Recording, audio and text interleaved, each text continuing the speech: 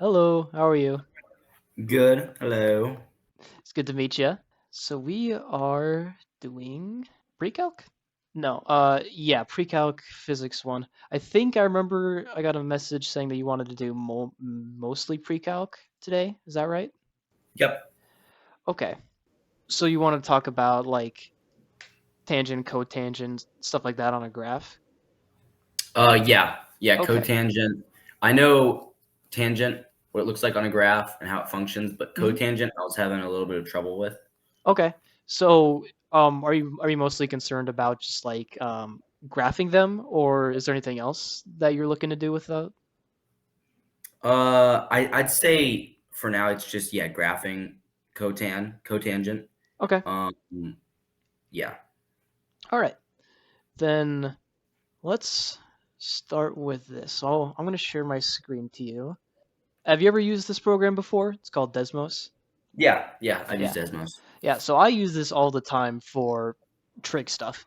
Anytime I'm asked to like, graph a problem, we know what tangent of x looks like. And I'm in radians. Yep, I'm in radians. So this is tangent of x, and from what it sounds like, you're pretty comfortable with tangent. Yeah. So cotangent is basically the opposite. So you see like this red graph. Yeah.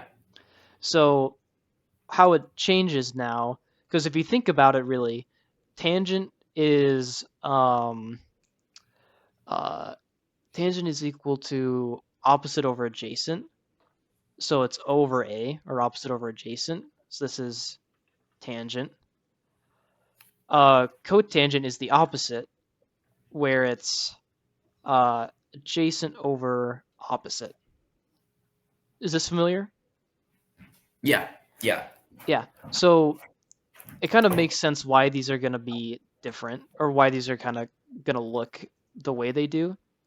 Because, so like here, when tangent is 0, it's because the numerator is 0 and the numerator and the denominator is 1. But in cotangent, there we go.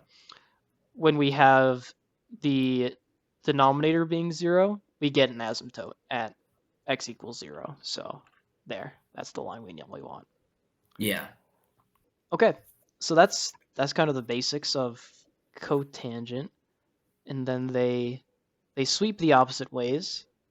So tangent sweeps upward, cotangent sweeps downward. Anything else that was kind of confusing you about cotangent, or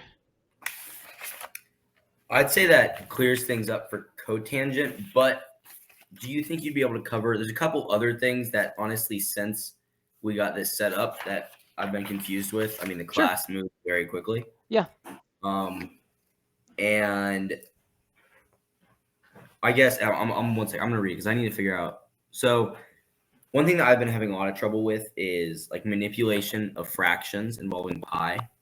okay, So sure. So it's you're like talking about like finding like the phase shift and stuff when you're graphing. Yeah, yeah, yeah, stuff like that. Like you have a fraction in pi. yeah. We can talk about that. So I'm assuming that extends to the sine and cosine graphs as well. Yeah, I'm gonna find a sine or cosine one that'll be good to practice on this. So this problem wants us to sketch a graph of this function. I'll first demonstrate this. We're trying to, the general form of these trig functions is we want it kind of like this, where we have a,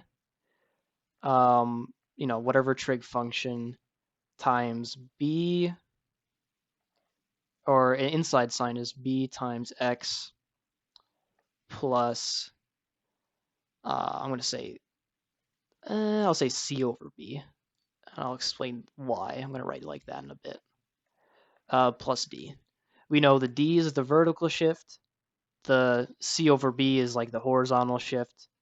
The b is the period change, and the a is the vertical stretch or compression.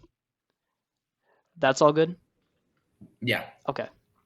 So how we do this is we're basically going to use the distributive property.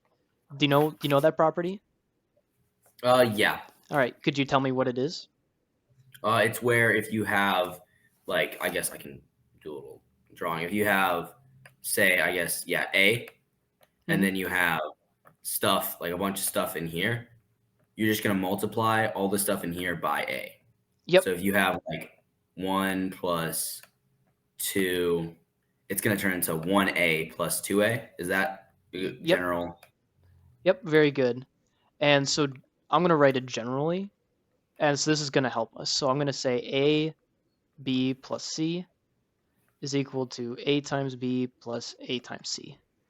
So what your job is when we're trying to do the phase shift. So first I want you to isolate whatever we're trying to. So this is what we're trying to isolate. We don't want to worry about the 3 sign. So we have pi over 4x minus pi over 4. So if we're looking at the distributive property, going from having parentheses to no parentheses is called expanding. And do you know what it's called the other way? Compressing? Yeah, that's yeah. I'm more used to it as factoring.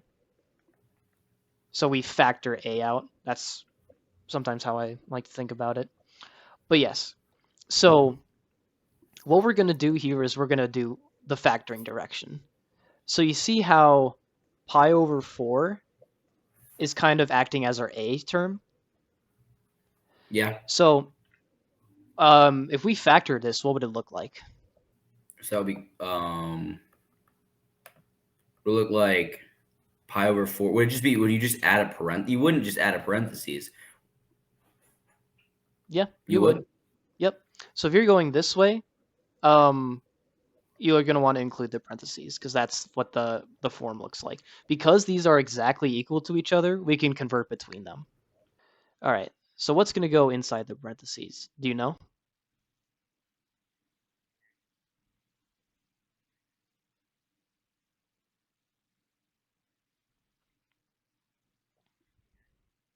Not just x. So we have a b term and we have a c term. So this is kind of like our a, pi over 4. We can say x is our b, but then what do we put as our c? Would it be -1? Yes. There's always an invisible multiply by 1, right? Oh, yeah, because yeah. Yeah. So that's what it's going to be, and then whatever sign is here, we just bring down. Gotcha. Yeah. So we're done for the purposes of like finding the period shift. This is what we do. Okay. So now we have pi over 3x plus pi over 6. So how are we going to factor this? Because now pi over 3 and pi over 6 are not the same. So in this situation, this would be A, and this would be B.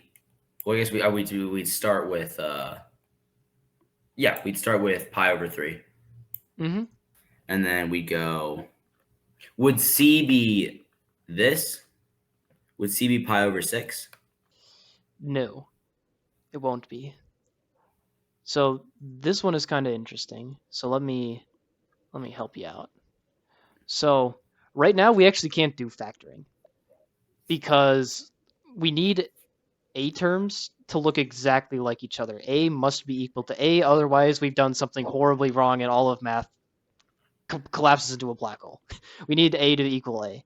So here's what we're going to do. We're going to take c and turn it into 2 numbers. And what I mean by that is we're going to take pi over 6, we're going to make it pi over 3 times 1/2. You see that? Yeah. Yeah. So now we can factor because now we have 2 a terms that agree with each other. All right. Gotcha. So now what is our factored answer going to be? Like that? Yep. Exactly. Gotcha. All right. Not so bad, right? Yeah, that's not that bad. Yeah. So let me grab you another one. And this one I want you to do on your own, but feel free to ask questions if you have any. Like that? No. So the way you can check is by expanding and seeing if you get back to where you started. So if you multiply pi over 2 through, do you get what we started with? No. Would it be x plus 2? Yep. Oh. Oh, because that's what always gets me. It's not like normal division multiplication. It's kind of flipped in a lot of situations. Yeah. So what I want you to do when you're solving these is I want you to write it all the way out. So we have pi over 2 times x. You want to turn pi into two terms, and you want one of these terms to be pi over 2. So whatever number here that you're multiplying needs to equal, so the multiplication of the two numbers equals pi. And in that case, it's 2. And then we have our a's, and we're in business. Yeah. So I guess the problem is you need to figure out how to get pi over 2 to pi over 3. So Yep. So you have, yeah. So it would be, what would you multiply to get that? It's a good question. So we need pi over 3 times a number. I'm going to say x needs to equal pi over 2. So how do we solve this simple algebraic problem? Oh, wait. Would you just divide it by? Oh, well, yeah, no. Would you multiply? Am I on the right track? Multiply this by 3, and then divide it by pi. Yeah. Or so how I would say that is we would multiply both sides by 3 over pi. So I'm going to brackets that for the whole thing. Yep. So these are going to cancel. And what are we going to get? That would be 3 pi over 2 pi. Yep. Wait, no. I mean, technically 3 pi over 2. Well, not 3 pi over 2 pi. It would be pi over 2 divided by pi over 3. But so what is this reduced to? Because we multiplied pi over 2 by 3 over pi. Is that 6 over 2 pi? Mm-mm. So if we combine this into one term, the numerators multiply together, so we're going to get 3 pi. Then the denominators multiply together, so we're going to get 2 pi. And what happens to the pi's here? They cancel out. Yeah. And this makes sense because pi over 3 times 3 halves is pi over 2, because 3 divided by 3 is 1. Oh, so then it would be, up here it would be x minus 3 over 2? Yep. Or would you, yeah. Yep, so we would write 3 over 2 here. Yep, exactly. So this is kind of what you need to think about is, you need to break this up into two numbers that multiply, to our original number. And one of the numbers is whatever is in front of the x. That's always going to be the same pattern over and over again. So let's say we have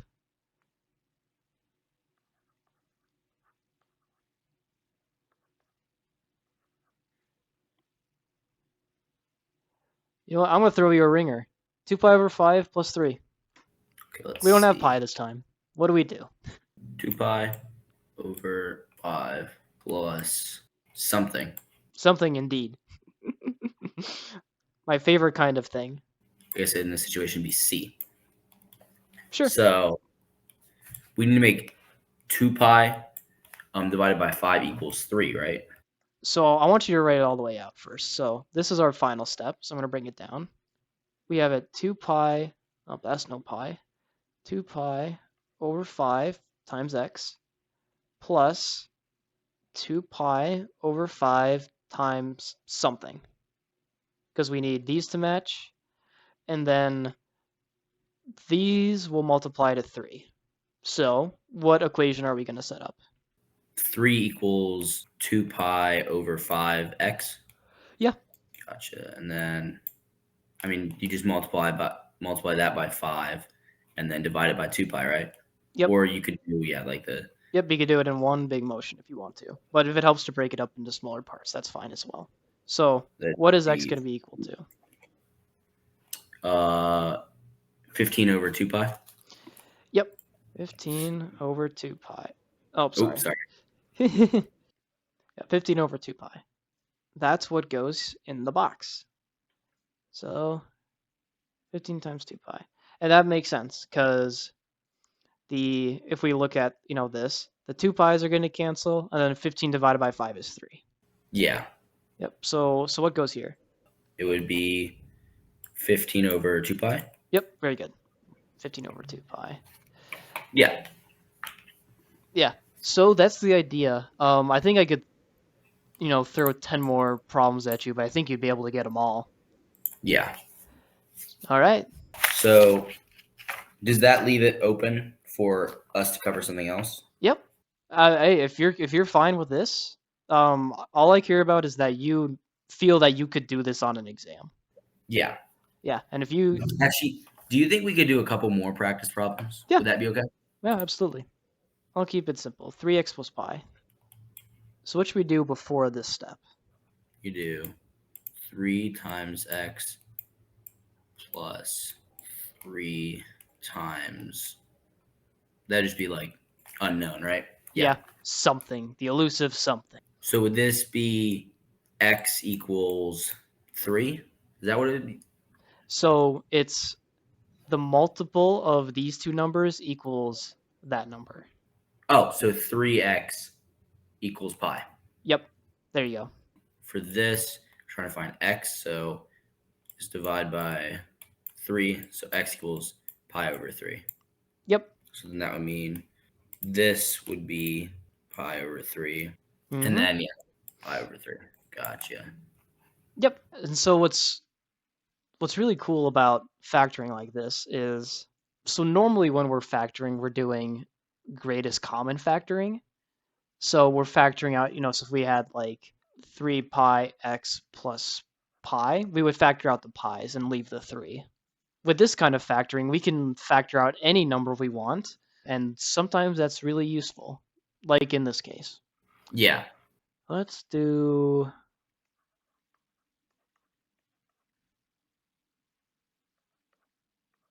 I'm throwing in some exponents now. So this would be, would you include, would it be like 3 and then everything else, or would it be 3 pi squared? It'll be 3 pi squared, because you only want x here. Gotcha. It should only be x. Yeah.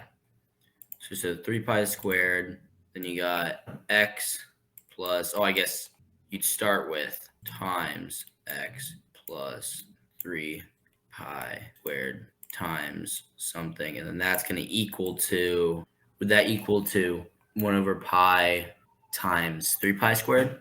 So it's these numbers multiplied together to equal 1 over pi. Oh. Okay, yeah. So it'd be, I guess, 3 pi squared. No, yeah, 3 pi squared x equals 1 over pi. Mm-hmm. Yep. And that would be divided by 3. Oh, that makes an ugly number. Would it? I mean, yeah, I guess. Wait, could I just to not make a super ugly number? Could I just divide this by x and then multiply it by? No, I couldn't, because it wouldn't work like that. Yep. Is it going to be an ugly number no matter what? Sometimes it is, but you can write it in a not ugly way. How would one do that? Because right now it's like 1 over pi over 3. Yeah, so let's look at that real quick. So we have 1 over pi over 3. So I like to make this division symbol bigger, just kind of like show that this is kind of like 1 unit. Yeah. So what this means, like this is equal to 1 over 3 pi. Do you see why, or would you like me to explain that? Could you explain that? Yeah.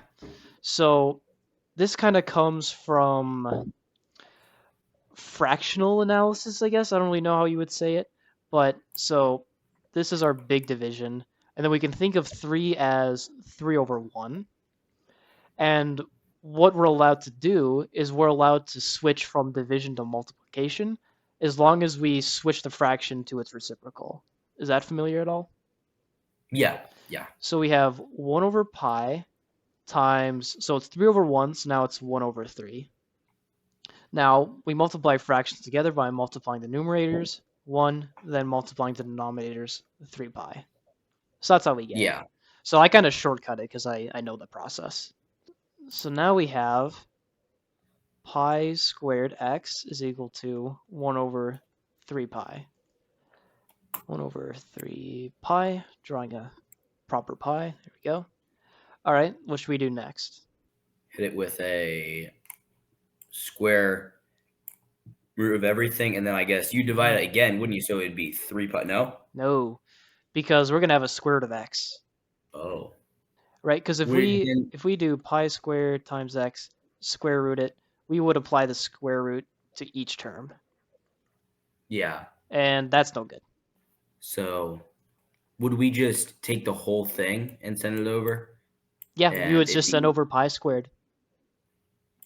So yeah, then it would just be x equals 1 over 3 pi r squared. Wait, where'd you get the r from? Oh, r. We're calculating the area of a circle in the middle of our trig problem. I was doing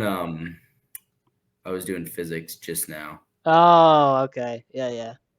Okay, so it's 3, wait. So we divided by pi squared. Okay, it's pi squared. There we go. Okay. Yeah, no, okay, yeah. And then it would be, so it's pi squared, so you divide by pi, so pi divided by pi squared. Would you just do the same thing where you just have pi squared? No, because then you're losing. Right, you're going to lose a pi. So let's look at it. So if we do the full fractional analysis, we'll have 1 over 3 pi over pi squared over 1. We're allowed to go 1 over 3 pi times the reciprocal, which is 1 over pi squared. Yeah. So what does this become? We follow the same process up here. Would it be pi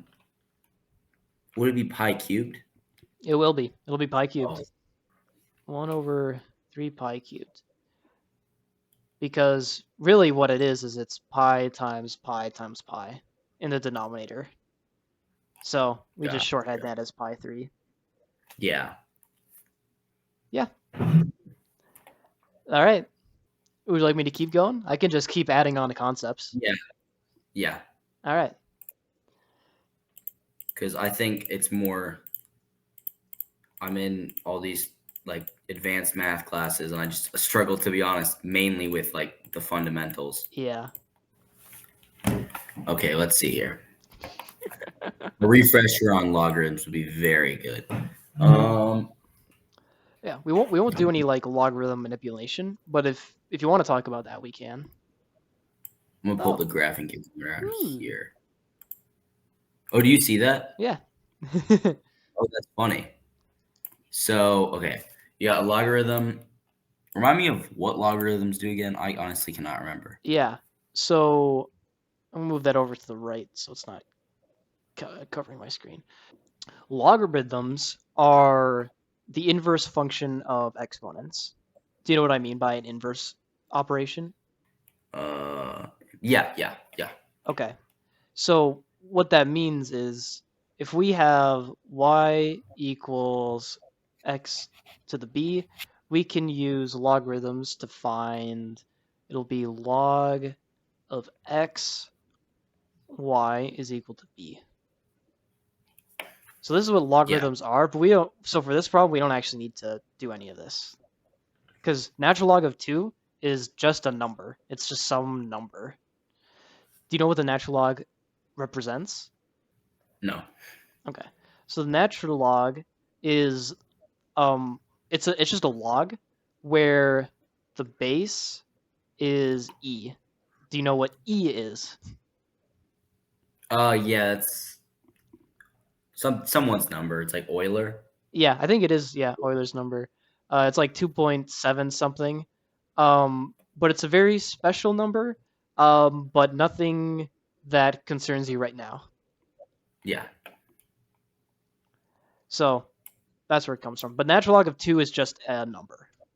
You got natural log of 2. And you said it was what number? It's just e, log e. You don't need to convert it. So natural log of 2 is a number. It's like 0.69 or something. So I want you to But I think can about natural log of 2 like pi, where you just leave it as natural log of 2. Oh, okay. No, I get that. I get that. Okay. Yeah. I think it's 0.69. Yeah. Let me actually see. Yeah, it is 0.69. I actually can't believe I remembered that. It's just some random number.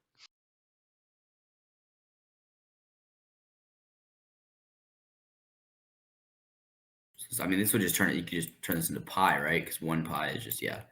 All right. You got it. And then would you just divide it by? So then it's x equals pi over natural log of 2. Yep. You got it.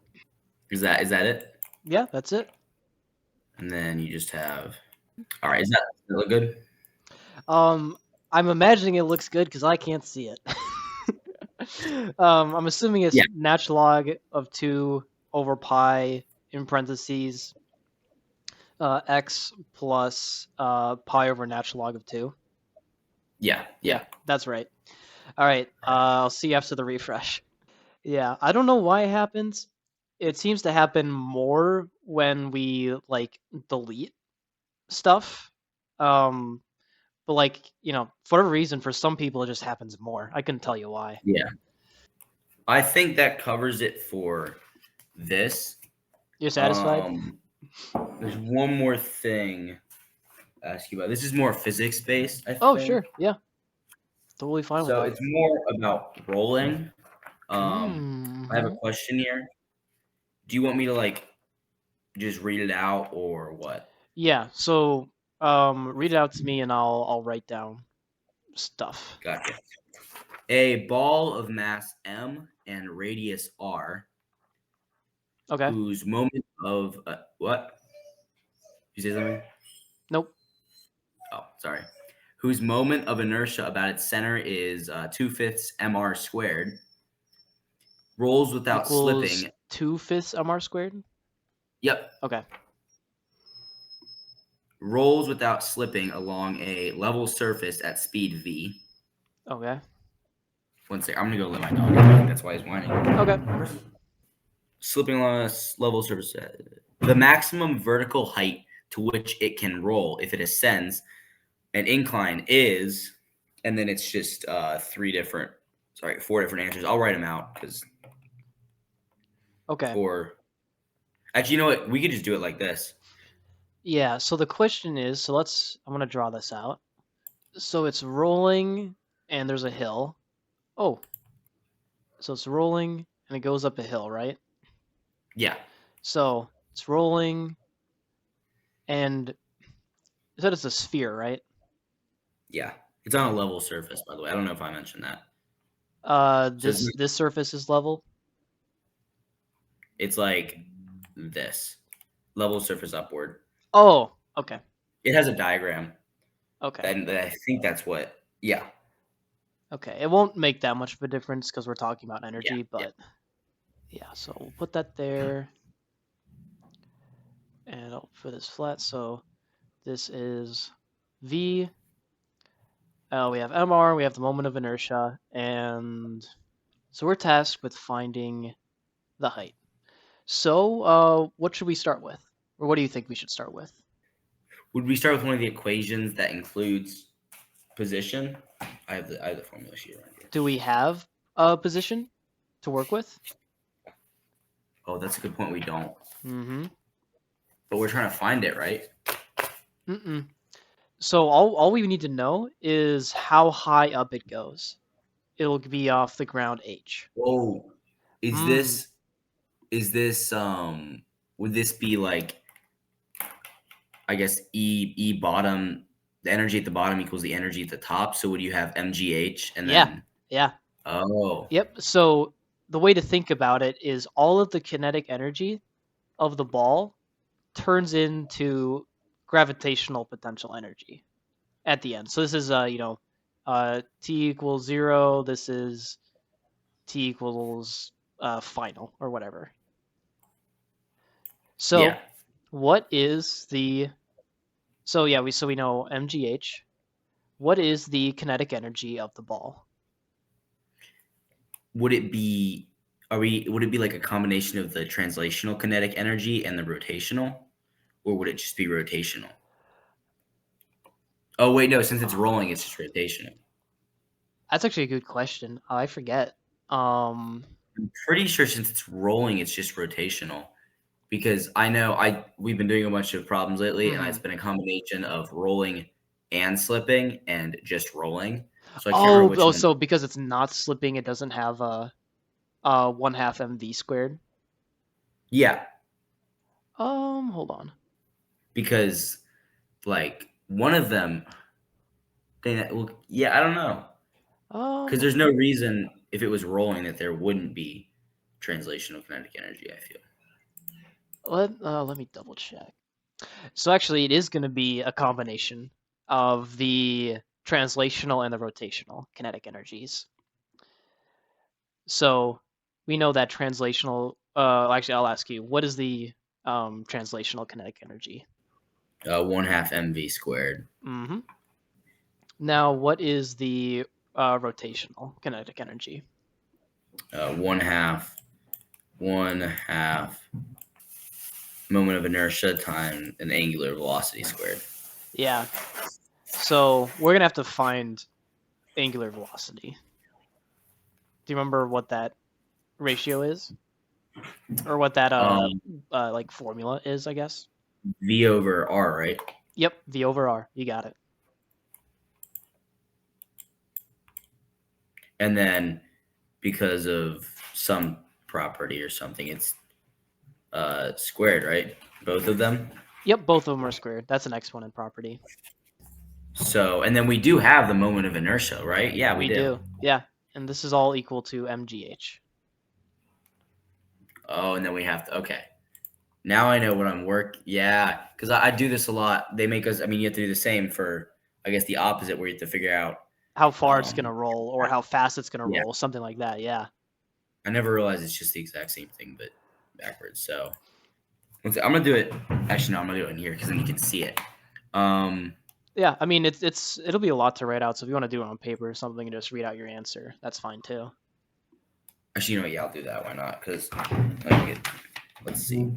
So it would be Yep. 1/2 times that'd be 2/7. 2/5. What? Would that be 2/7? No, not 2/7. It's Sorry, 2/10. Nope. So it's 1/2 times 2/5. So the twos are gonna cancel. So it's gonna be 1/5. Oh, you're right. Yeah. Okay. So 1/5 v squared equals mgh. It's I like don't know what 1/2 plus 1/5 is. it's. I remember because I've done a similar equation. It's like 7 something. I think. Yeah, I'm just gonna say. Oh, yeah. I'll put it into tens. It's 7/10. Yeah. Yeah. 7/10.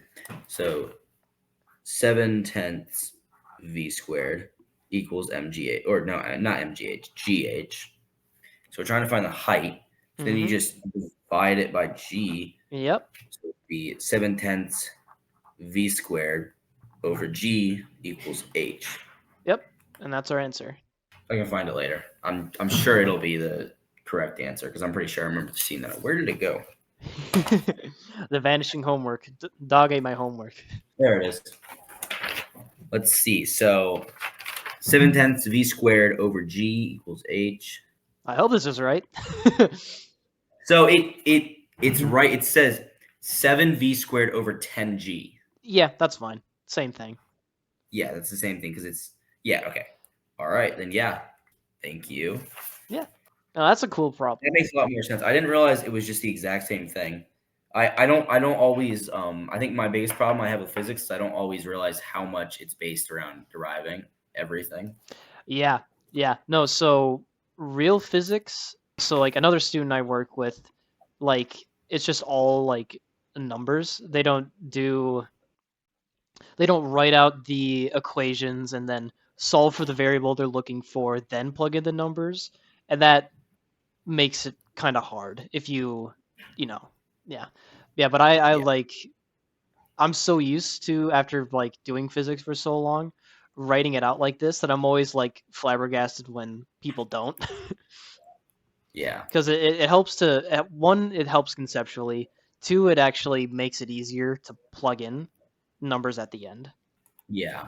All All right. right. Any other quick things? We got about 2 minutes or so.